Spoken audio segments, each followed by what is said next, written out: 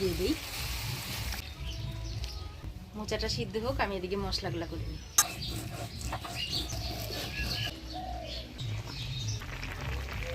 মশলা বাড়তে বাড়তে মোচাটা এদিকে সিদ্ধ হয়ে গেছে। এবার জল ঝরায় আলুগুলা ভাজে নিই।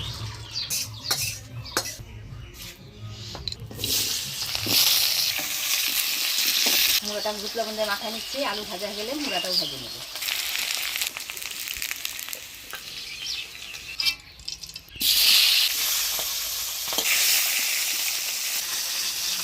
মাছি মুড়োটা ভাজা হয়ে গেছে, এবার নামিয়ে নিই। মোচার ঘন্টর মধ্যে ফোড়ন দিব শুকনো লঙ্কা, গোটা জিরা, তেজপাতা। এবার দিয়ে দিব বাটা মশলা, আদা, জিরা, ধইনা, সামান্য রাঁধুনি বাটা। দিয়ে দিব হলুদ, লবণ। এবারে দিয়ে দিব সিদ্ধ করে রাখা মোচা।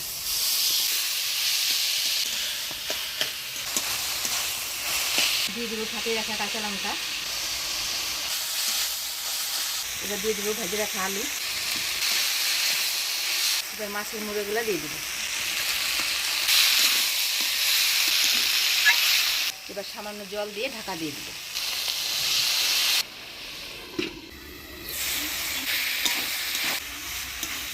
এবার গরম মশলার গুঁড়া দিয়ে নামিয়ে দিব।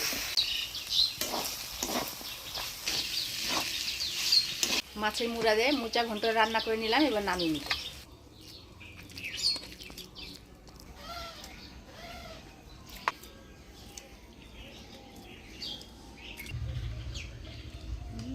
দারুণ।